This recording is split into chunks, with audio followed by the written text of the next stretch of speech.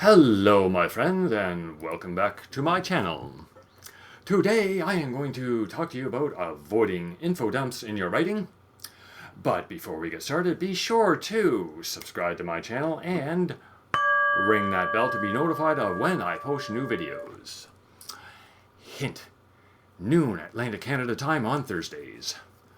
But first, you might be wondering, what exactly is an infodump?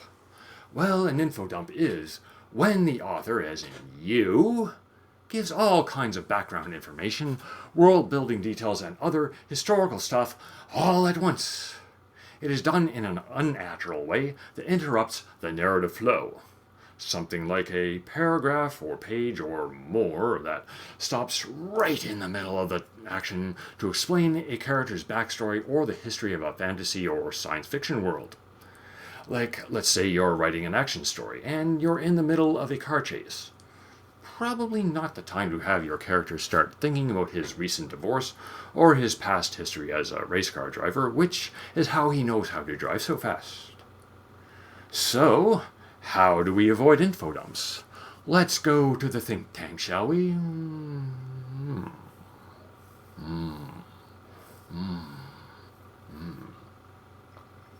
Oh, I got it.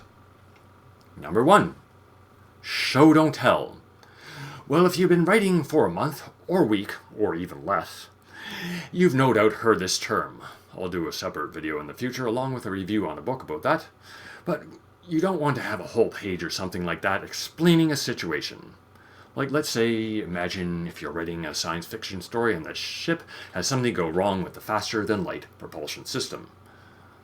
Don't explain how the whole thing works right off. Have them try different things to get the engines working again. That's how you can drip that out. Or in terms of emotions, you don't have a character come into a room and say he was angry. Instead, you have the character enter with a slam of the door and stomping his feet down. Yo, they got another character, and that will show that the character is angry, isn't it? I'm angry, aren't I? Yeah. Ugh. Number 2, integrate details gradually. Much the same way as above, kind of like a drip coffee maker, often tastes better than instant. Letting out information across several scenes or chapters is often better and keeps the reader coming back for more. After all, if they have all the information in the first chapter, why keep reading? For the crime genre, let's say if you're having a cop investigate a murder, the detective should find out information about the victim and possible suspects gradually. The cop will check out alibis and who had the stronger motive to commit the crime up until the final climax when the perpetrator is revealed. Number 3, use dialogue to inform. This is done naturally through conversation that a character would realistically say, and by that I mean you don't have one character say to another, as you know, the maximum velocity of this ship is twice the speed of light. Characters are not going to talk about things they already know. Here is an example of expository dialogue and then the better version. In a crime story, expository dialogue to avoid: Detective 1, we have 3 suspects. The killer is likely one of them. Detective 2, right, and 2 of them have alibis, so it must be the third. And now, here's the improved version, the natural conflict. Detective 1, I'm telling you it's not the wife. Detective 2, but she has the weakest alibi. Detective 1, weak, but not impossible. The brother had motive. He's too clean. As you see, the second version of the dialogue exchange gives you the information as the reader needs to progress in the story, and you keep reading. It keeps tension between the characters, which makes for a more enjoyable story. Wouldn't you say? I do, anyway. Number 4, keep the point of view in mind. Several examples of this are: to do this, you limit information to what a POV character would naturally know and reveal. A character would not suddenly explain the political system unless it was relevant to the situation. There will be natural thoughts and observations. In other words, a character will not give a whole history of a war, but let's say if he sees something that triggers a memory of a specific battle, perhaps the character suffers from PTSD and has a breakdown from that. A character will react naturally to a culture if they lived in an area all their life, as opposed to explaining it all in detail right away. In a murder mystery, the detective protagonist may not immediately know the suspect's backstory or motivation.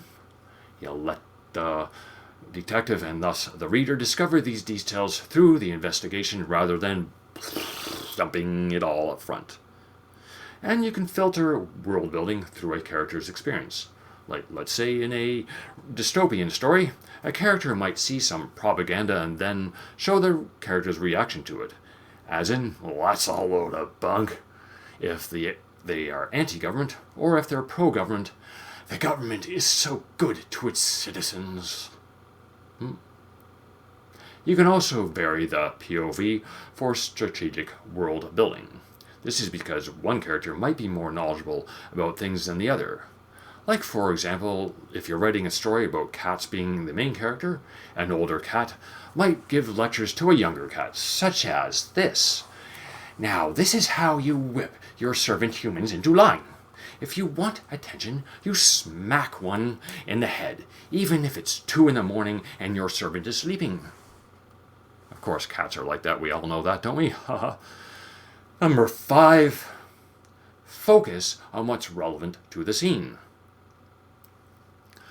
Only the information that impacts the characters in the current scene and reveal details when they become relevant to the plot or character development. Water break. Like, let's say you're writing a crime story and the detectives are investigating a murder. They might be able to tell that the victim died of a gunshot wound, but they likely would not be able to tell right away until the ballistics come back that type of gun, and unless it was a victim who was known to police, they would not yet know who would have a possible motive for the murder. For example, if the dead person was a member of an organized crime group, one cop might think or say, well, figured he would end up like that, and they would have a whole bunch of suspects who could have done it. But if the victim was someone they're seeing for the first time, what law enforcement calls a pure victim, there likely would be more questions as to how the person ended up being murdered. Was this random, or did the victim know their killer? Use subtext and implication. That's number 6. Several ways to do this are show traits through action. Another way of showing versus telling, if a character is lonely, show them sitting in a corner at a party, constantly checking their phone, but no message coming through. Or if a character is shy, show them about to approach an attractive person, but back off at the last second. You can also imply backstory through context. An example of this is if your character is a former soldier who is suffering from PTSD, have a loud bang go off and the character ducks or immediately seeks cover. Number 7, balance backstory with plot movement. Basically, you give a character's backstory when it's needed to move the story forward. It must serve the story in the moment. An example of this could be, in the character's past, they made what they believed was the right choice. But this decision had tragic consequences that caused the death of another person. So now, in the present day of the story, you can show that the character doesn't trust themselves to make the right choice. This could be done with even small things like, should I wear the blue or white shirt?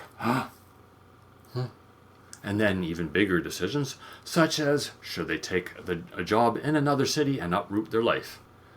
All the while up to them not trusting themselves in a life or death situation until it is finally revealed what caused their waffling and they finally make the right choice and there's no tragic consequences.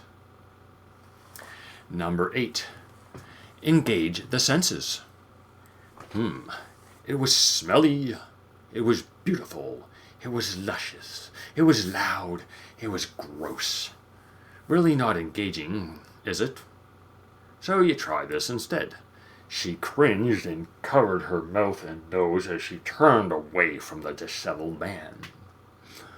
Or the silk dress reminded him of the first time he laid eyes on her.